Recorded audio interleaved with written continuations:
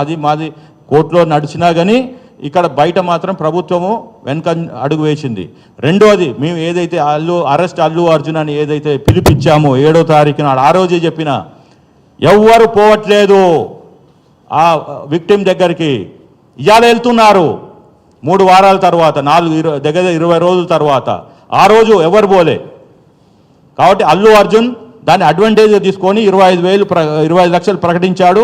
అక్కడ రోజు పోయి 1,25,000 అబ్బాయికి కడుతున్నాడు. కాబట్టి ఆ victim he did to said that I'm going to withdraw the complaint.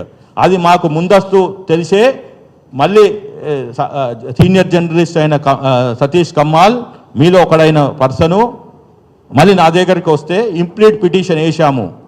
అది చాలా కష్టము ఇంప్లీడ్ పిటిషన్. ఇప్పటికి చాలా మందికి అర్థం కావట్లేదు. కానీ మేము ఇంటర్నేషనల్ జ్యూరిస్ప్రుడెన్స్ సైటేషన్స్ చేస్తూ ఇలా విక్టిమ్ దగ్గరికి పోయి డబ్బులు ఇస్తానని వీడియోలు పెట్టాడు.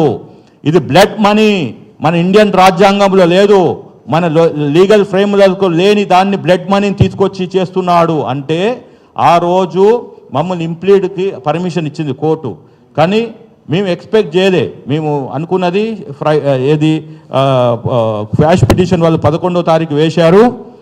మేము ఏదైతే 7వ తారీఖు పిలిపించామో అరెస్ట్ అల్లు అర్జున్ అని, అప్పటి నుంచి వాళ్ళ లీగల్ టీం మూవ్ అయింది. 11వ తారీఖు క్వాష్ పిటిషన్ వేశారు. వాళ్ళది క్రిమినల్ పిటిషన్ నెంబర్ 15270 ఆఫ్ 2024లో. మేము 12వ తారీఖు నాడు ఇంప్లీట్ పిటిషన్ వేశాము. 13 నాడు రావాల్సి ఉండే ఏది బెంచ్ మీదకి రాలేదు. సో కానీ లంచ్ మోషన్ మూవ్ చేశారు. ఇంకా మిగిలినంతా మీకు తెలుసు మీడియా మిత్రులకి ఏం జరిగింది అనేది. So he's right now interim బెయిల్లో ఉన్నాడు. కానీ రాగానే మళ్ళీ మీడియాని అడ్రస్ చేస్తూ బెయిల్ కండిషన్స్ వయోలేట్ చేశాడు. చేస్తే మళ్ళీ మేము 14వ తారీఖు నాడు మీడియా సమక్షంగా చెప్పాను, అతను బెయిల్ టర్మ్స్ వయోలేట్ చేశాడు. ఈ స్టేట్ గవర్నమెంట్ ఇమ్మీడియట్గా బెయిల్ క్యాన్సిలేషన్కి వెళ్ళాలి అని. సరే వాళ్ళకి ఇన్వెస్టిగేషన్ చేస్తున్నారు కాబట్టి సరే మనం ఒక 2-3 రోజులు ఓపిక పడదాం అనుకున్నారు, ఏంటో తెలియదు.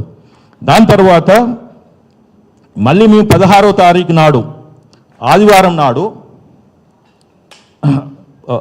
15-16 ఆ టైం ఫ్రేమ్లో నేను చాలామంది నా కొలీగ్స్ ఉన్న కాంగ్రెస్ పార్టీలో అదర్ సోషల్ యాక్టివిస్టులకి ఉద్యమకారులకి వీళ్ళందరికీ కలిసి చెప్పాను, ఏంటండి ఏం జరుగుతుంది, ఒక మా పిటిషనర్ గొంతు నా గొంతు తప్పితే 3వ గొంతు ఈ తెలంగాణలో మూగబోయింది. సరే పోలీసు వాళ్ళు ప్రాసిక్యూట్ చేశారు కానీ అక్కడ వాదనలు కరెక్ట్గా వినిపించలేదు అని నా అభిప్రాయాన్ని వ్యక్తపరిస్తే నా మీద ఉన్న గౌరవంతో వాళ్ళు ముఖ్యమంత్రికి ఎమ్మటే వాళ్ళ దృష్టికి తీసుకెళ్లారు.